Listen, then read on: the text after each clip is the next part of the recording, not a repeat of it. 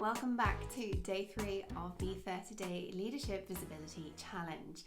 Today, as it's Friday, although if you're watching this as a catch-up, it might not be Friday, but as we move into our weekend, I want to talk about one of my favorite skills for up-leveling our executive skills, which my coach calls Teflon Mode, which I think is a great name. Now, what am I talking about?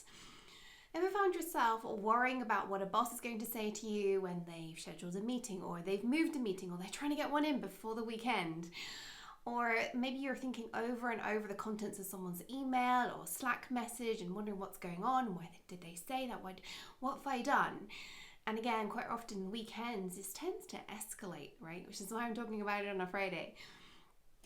Maybe you take feedback to heart, even positive feedback, and you're lying awake at night and second guessing it, or maybe you just second guess all your actions and all your decisions and you have this little whirlwind, right? And more than anything, you maybe just take people's comments, concerns, suggestions really, really personally.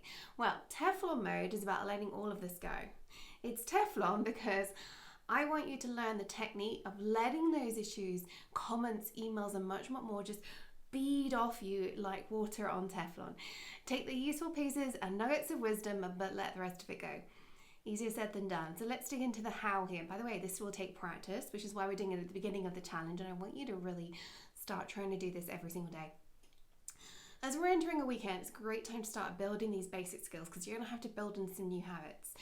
The first thing I want you to start doing on a daily basis until you wake up one day and think, I haven't been thinking this way for a year, 6 months, whatever it is. The first thing I want you to do is an anxiety dump. Get a piece of paper and a pen. It's really important you handwrite here because you are going to control your whirlwind thoughts. That's one of the things about writing by hand. Slow typing does that too, but most of us can type quite fast and therefore we don't control our thoughts quite as well. But do an anxiety dump. Write down all of the things swirling in your head. That's really, really important. Second, instead of pushing those things away, which a lot of the time they're swirling and we don't want to focus on them, and so they just swirl, right? I want you to bring them up close. Take one at a time off that sheet of paper and think through and even write down what's the worst case scenario? What's the worst thing that can happen? What would be the outcome? Writing it down is important, once again. Final thing, tear that up. Tear up that piece of paper. I've had people burn that piece of paper, but do something that signifies to your brain, I'm letting this go. Now, it won't just magically go like that. You're going to have to do this multiple times. If you're really anxious, you can do this multiple times, one after another, but I want you to build this as a leadership toolkit. Do this every single day, potentially. Just once a day is potentially sufficient until you've woken up in a couple of months' time and realize you're not getting anxious as much as you were. And what I want you to do is just take a moment to reflect. Record what happened. So if you were really anxious about a meeting that's going to happen, you were convinced your boss has got something bad they're going to say to you or something like that, once the situation has actually happened, record what happened and log it, including your feelings before and after. That has to go into the log. Have a spreadsheet, have a notebook, whatever it takes.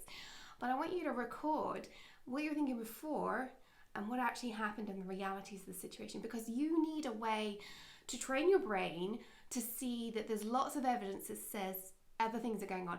Many of us have had 1 or 2 bad experiences, which means that we have this anxiety situation. But our brains only focus on those anxious experiences. They don't see the reality, which is 99% of the things you're talking about, those sorts of scenarios went really well or fine, So it's important to log so that you have a reflection tool in the future. And when we're focused on you and your negatives, I can pretty much guarantee you aren't going to be showing up as a leader, which is why this is part of the leadership challenge and why we're doing it right early on. Because if you're anxious, if you're swirling in your own head, you aren't going to be able to think about other people as well. You aren't going to be able to think about impacts as well. You aren't going to be able to do strategies as well. You might think you are, but I can guarantee you're not, because your brain is focused on something unhelpful. It's also exhausting and stressful and leads to burnout, right? So I want you to bring in this new habit to train your brain to let go.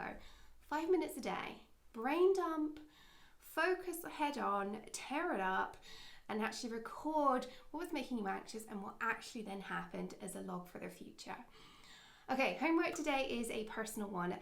Start bringing this into your daily routine. Build a habit where you allow yourself to process those whirlwind emotions, like I've just said, second guessing, and start logging those actual outcomes. So the homework is to go and start doing that. Create yourself a log, spreadsheet, a notebook, whatever it is. I would love it if you popped over to Slack and shared with us all what you're doing to log all this, and if you've had your first go at doing an anxiety dump. I will see you tomorrow for day 4.